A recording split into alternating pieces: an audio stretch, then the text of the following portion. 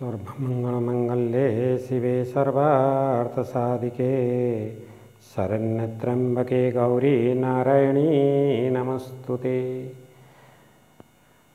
नमस्कार दर्शक बंधु, मु ज्योतिर्विद मलयरंजन मिश्र मोर चैनल माँ दुर्गा ज्योतिष परामर्श केन्द्र तरफ आपण मानक अनेक अनेक शुभेच्छा और शुभकामना। आज आम आलोचना करवा सुदुषा व्रत संपर्क में। ये सुदुषा व्रत ए वर्ष 2025 मसीहा जून 5 तारिख रे पड़ुअछि। यह सुदुषा व्रत दशमी तिथि रे शुक्ल पक्ष रे पड़े। वर्ष ज्येष्ठ मास शुक्ल पक्ष दशमी तिथि रे सुदुषा व्रत पड़ुअछि। ये सुदुषा व्रत होछि माँ लक्ष्मींकर गोटे व्रत।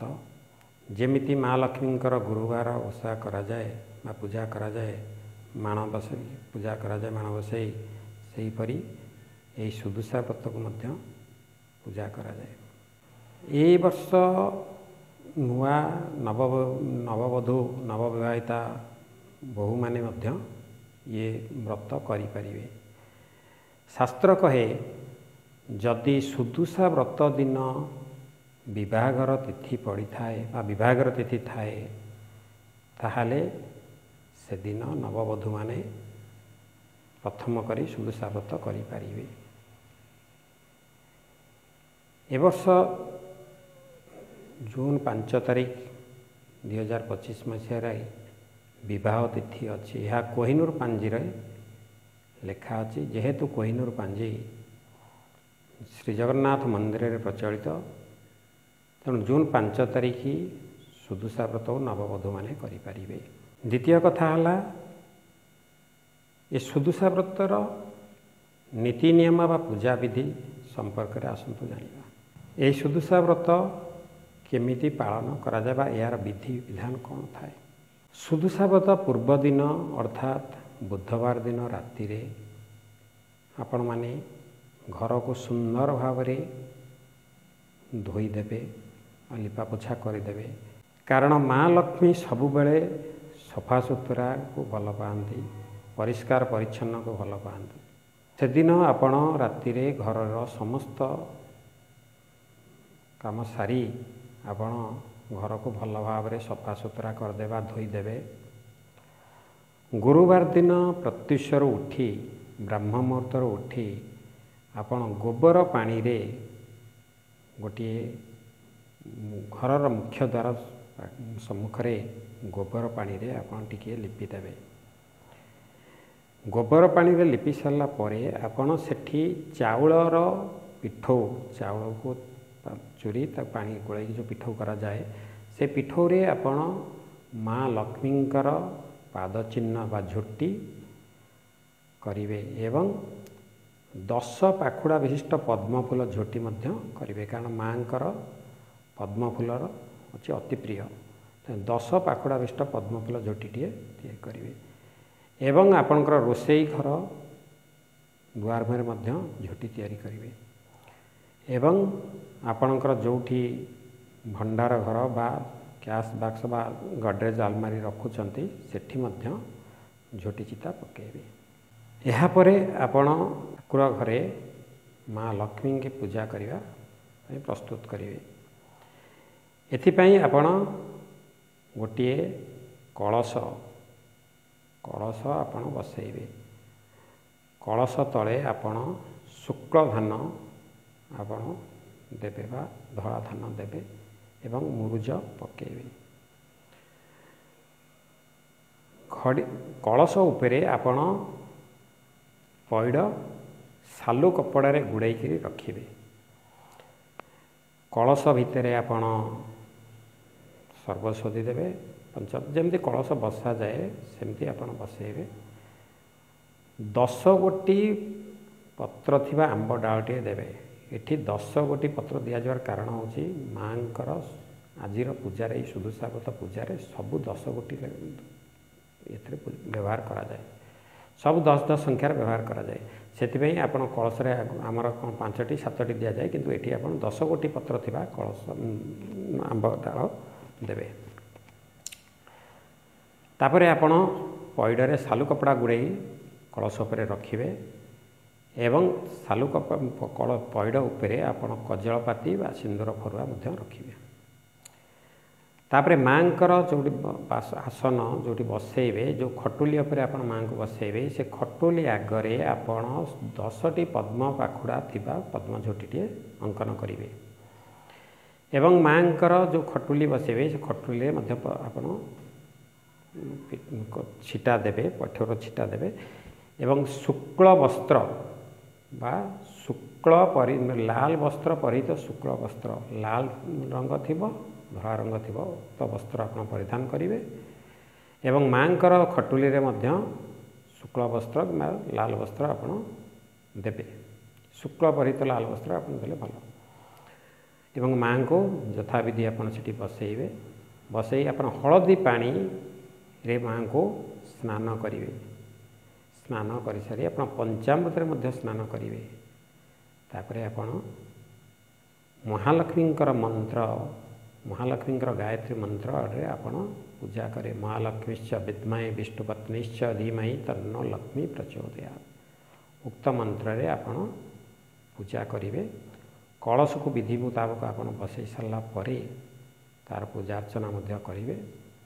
କରିସାରିଲା ପରେ ମାଙ୍କୁ ଉକ୍ତ ଦିନ ଆପଣ 3 ଥର ପୂଜା କରିବେ। ପ୍ରଥମ ବ୍ରାହ୍ମ ମୁହୂର୍ତ୍ତରେ ବା ସକାଳେ, ଦ୍ୱିତୀୟତଃ ଆପଣଙ୍କର ମଧ୍ୟାହ୍ନ ସମୟରେ, ତୃତୀୟରେ ଆପଣ ସନ୍ଧ୍ୟା ସମୟରେ ବା ସାୟଙ୍କାଳରେ। କ'ଣ ଭୋଗ ଲଗାଇବେ?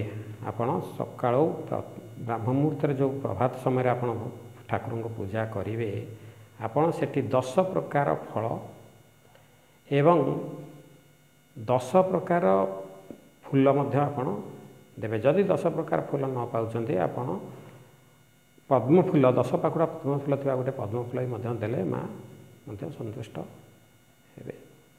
କଦଳୀ, ଛେନା, ନଡ଼ିଆ, କ୍ଷୀର, ଘିଅ ଉକ୍ତ ସମସ୍ତ ଦ୍ରବ୍ୟକୁ ମିଶାଇ ଆପଣ ଛେନା ଭୋଗ କରିପାରିବେ। କେମିତି ଭୋଗ କରିବେ ନା ତାକୁ ଚକଟିକିରି ଶୁଖିଲା କରିବେ। ଶୁଖିଲା କରି ଆପଣ ଗୋଟେ ପଥୁରୀ ହେଉ କିମ୍ବା ଯେଉଁଥିରେ ବାଟିରେ ଆପଣ ପୂଜା କରିବେ 10 ଜାଗା ରଖିବେ। 10ଟି ଗୋଳି କରି ରଖିବେ ଏବଂ ଉକ୍ତ ପ୍ରସାଦକୁ ଆପଣ ମାଙ୍କୁ ଭୋଗ ଲଗାଇବେ। ଇଏ ତ ଗଲା ଆପଣଙ୍କର ସକାଳ ଭୋଗ ବା ପ୍ରଭାତ ସମୟର ଭୋଗ। ଖରାବେଳେ ବା ମଧ୍ୟାହ୍ନ ବେଳେ ଆପଣ ମାଙ୍କୁ 10 ଗୋଟି ମଣ୍ଡା ପିଠା ତିଆରି କରି ଭୋଗ ଲଗାଇବେ। ସନ୍ଧ୍ୟା ସମୟରେ ଆପଣ ଛେନା ପଣା କରି ମାଙ୍କୁ ଭୋଗ ଲଗାଇବେ। ଇଏ ତ ଗଲା ବିଧିବିଧାନ କଥା। ତାପରେ ମାଙ୍କର ଆପଣ ଯେଉଁ ବ୍ରତକୁ ପୂଜା କରିବେ, ସେ ବ୍ରତକୁ ଆପଣ ହାତରେ, ଡାହାଣ ହାତରେ ବାନ୍ଧିବେ। ଯେଉଁ କହୁଣି ଉପରକୁ ଆପଣଙ୍କର ବାହୁରେ ବାନ୍ଧିବେ, ସେଥିରେ ଦୁବ, 10ଟି ବରକୋଳି ପତ୍ର କିମ୍ବା ଅଁଳା ପତ୍ର ଯଦି ପାଇବେ ଭଲ, କାହିଁକିନା ମାଙ୍କର ଅଁଳା ବହୁତ ପ୍ରିୟ। ଅଁଳା ପତ୍ର ଯଦି ପାଇବେ ଅଁଳା ପତ୍ର, ନାହିଁ ତ ବରକୋଳି ପତ୍ର, ଆଉ 10ଟି ଅକ୍ଷତ ଅରୁଆ ଚାଉଳ ଦେଇ ଆପଣ ବାନ୍ଧିବେ। ଯେଉଁ 10 ଗୋଟି ଗଣ୍ଠି ପକାଇବେ, ସେ ବ୍ରତରେ ଯେଉଁ 10 ଗୋଟି ଗଣ୍ଠି ପକାଇବେ, ମାଙ୍କର 10ଟି ନାମରେ ଗଣ୍ଠି ପକାଇବେ। ଗୋଟିଏ ଗଣ୍ଠି ପକାଇବେ, ମାଙ୍କର ଗୋଟିଏ ନାମ କହିବେ। ଏହିପରି ଭାବରେ ଆପଣ 10 ଗୋଟି ଗଣ୍ଠି ପକାଇବେ, ମାଙ୍କର 10ଟି ନାମ କହିବେ। ଉକ୍ତ 10 ଗୋଟି ନାମ ହେଲା କ'ଣ? 1ରେ ଆପଣଙ୍କର ମହାଲକ୍ଷ୍ମୀ, 2ରେ କମଳା, 3ରେ ପଦ୍ମାଳୟା, 4ରେ ଶ୍ରୀହରିପ୍ରିୟା, 5ରେ ଦାରିଦ୍ର୍ୟଭଞ୍ଜନୀ, 6ରେ ଚଞ୍ଚଳା, 7ରେ ସିନ୍ଧୁଦୁଲଣୀ, 8ରେ ବିଷ୍ଣୁ ପାଟରାଣୀ, 9ରେ ଗଜବାହିନୀ, 10ରେ ମା ଅନ୍ନପୂର୍ଣ୍ଣା। ଏ ଉକ୍ତ ନାଁ 10ଟିରେ 10ଟି ଗଣ୍ଠି ପକାଇବେ ଏବଂ ଉକ୍ତ ବ୍ରତକୁ ଆପଣ ପୂଜା ସାରି ଆପଣ ଡାହାଣ ହାତରେ ବାହୁରେ ପିନ୍ଧିବେ।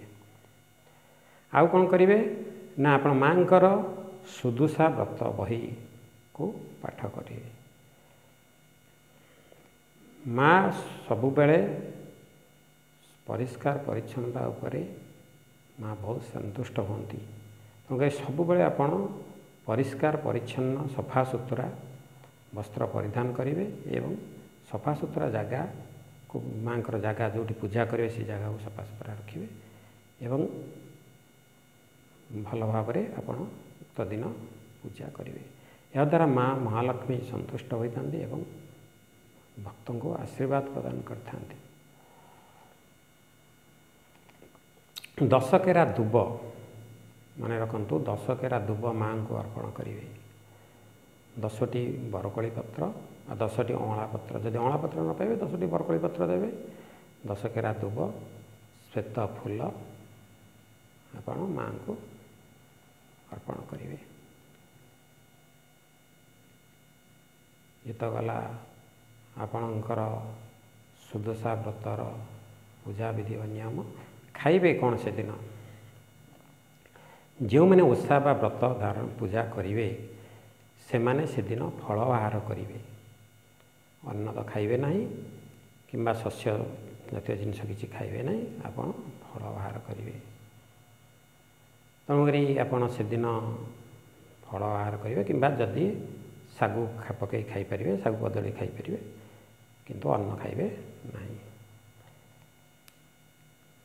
ଇଏ ଥିଲା ଆଜିର ସୁଦଶା ବ୍ରତର ପୂଜା ନିୟମ ବା ବିଧିବିଧାନ। ମାଙ୍କୁ ପୂଜା କଲାବେଳେ ଆପଣ ସବୁବେଳେ ମା ମହାଲକ୍ଷ୍ମୀଙ୍କର ଗାୟତ୍ରୀକି 27 ଥର ହେଉ ବା 21 ଥର ହେଉ ଆପଣ ପଠନ କରିବେ। ମା ମହାଲକ୍ଷ୍ମୀଶ୍ଚ ବିଦ୍ମହେ ବିଷ୍ଣୁପତ୍ନୀଶ୍ଚ ଧୀମହି ତନ୍ନ ଲକ୍ଷ୍ମୀ ପ୍ରଚୋଦୟାତ୍। ତ ଗଲା ଆଜିର